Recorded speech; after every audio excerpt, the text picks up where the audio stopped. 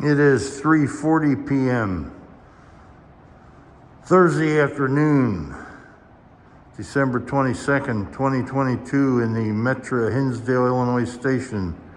That was Metra eastbound train 1264 headed from Aurora, Illinois to Chicago Union Station down the Burlington Northern Santa Fe Railway Chicago subdivision, also known as the racetrack in the East End, arriving and departing the Metra station here at Hinsdale, Illinois.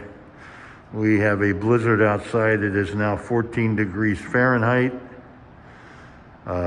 Snowing, prediction of 2 to 6 inches of snow.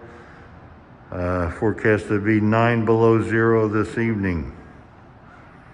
Again, it is Thursday afternoon, December 22nd, 2022, Metra, Hinsdale, Illinois, Burlington Northern Santa Fe Railway, Metra train eastbound 1264 over and out.